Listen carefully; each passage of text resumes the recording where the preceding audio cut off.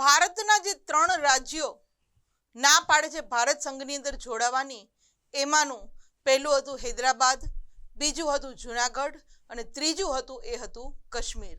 તો ચાલો આ કાશ્મીરના રાજાને કયા પ્રશ્નો હતા, શા માટે એ જોડાવા નહોતા માંગતા, એની માહિતી મેળવીએ. કાશ્મીરના મહારાજા હતા હરિસિંહ ડોગરા. એ પણ ભારત સાથે જોડાણ ખત પર સહી કરેલી નહોતી, કારણ કે એ પણ ના પાડે છે કે હું મારું જે કાશ્મીર, કે જે એમ આપણે કહીએ છીએ કે કાશ્મીર એટલે તો કે આ દુનિયા પરનું સ્વર્ગ, તો આ દુનિયા પરના સ્વર્ગને એ પોતે જોડાણ ખતની અંદર સહી નથી કરતા અને પોતે અલગ રાજ્ય રાખવાની જાહેરાત કરે છે આ મહારાજા હરિસિંહ ડોગરા. કાશ્મીર પોતાની સાથે જોડાઈ જાય તે માટે પાકિસ્તાન શું કરે કે કાશ્મીર ઉપર આક્રમણ કરે છે.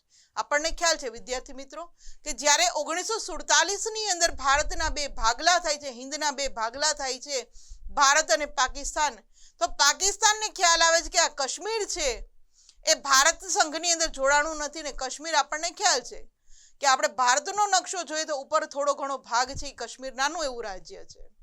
એટલે પાકિસ્તાન એવું વિચારે છે કે ભારતની અંદર નથી જોડાણું તો કોઈ વાંધો નહીં, આપણે આ કાશ્મીર ઉપર આક્રમણ કરીએ અને ત્યાંના મહારાજાને આપણા તાબા હેઠળ લાવી અને કાશ્મીર છે એ આપણે પચાવી પાડીએ.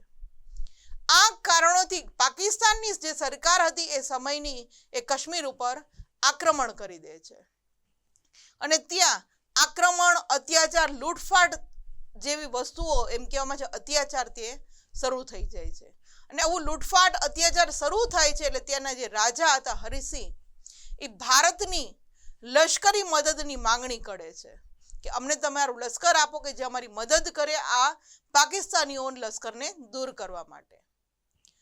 અને પોતે જ્યારે આવી માંગણી કરે છે ત્યારે ભારત સરકાર છે એ કહે છે કે જ્યાં સુધી તમે જોડાણ ખત ઉપર સહી નહીં કરો ત્યાં સુધી ભારત તમને કોઈ મદદ કરી શકશે નહીં.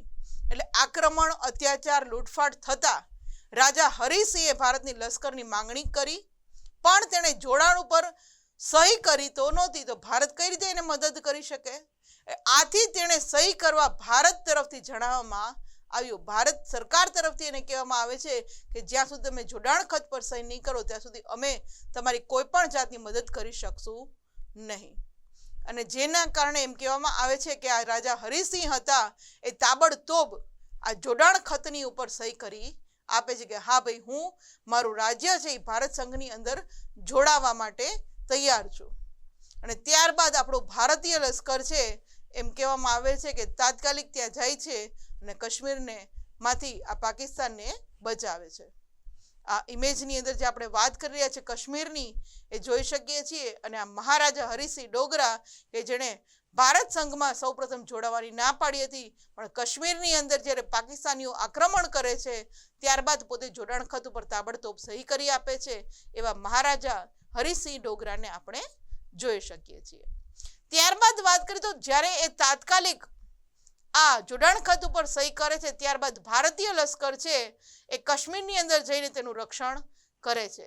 પણ જ્યાં સુધીમાં ભારતીય લશ્કર ત્યાં પહોંચે છે એ સમય દરમિયાન પાકિસ્તાન છે એ કાશ્મીરના 3જા ભાગ ઉપર પોતાનો કબજો જમાવી ચૂક્યું હતું. એટલે હાલની તકે પણ વિદ્યાર્થી મિત્રો પાકિસ્તાન છે એ આખે આખું, આમ તો જોડાણ ખત મારફતે જોઈએ તો એ આપણો ભારતનો એક ભાગ છે, પણ પાકિસ્તાન એનો 3જો ભાગ છે એ પચાવી પાડ્યું છે કે પોતે ત્યાં પોતાની સરહદ બનાવી લીધી છે. ભારતે પાકિસ્તાન વિરુદ્ધ UN એટલે કે યુનાઇટેડ નેશન, કે જેને આપણે સંયુક્ત રાષ્ટ્ર સંઘ કહીએ છીએ, એની અંદર સલામતી સમિતિની અંદર ફરિયાદ કરી છે, પણ હજી આનો ઉકેલ આવ્યો નથી. કે હજી આ UN છે એ ભારત પાકિસ્તાન વચ્ચે જે સળગતો પ્રશ્ન છે આપણું કાશ્મીર, કે જે આ પાકિસ્તાની લોકોએ 1/3 ભાગનો આપણો કાશ્મીરનો ભાગ જે પોતાનો લઈ કરી લીધો છે, ત્યાં કબજો કરી લીધો છે, એ હજી પણ આપણને મળ્યો નથી.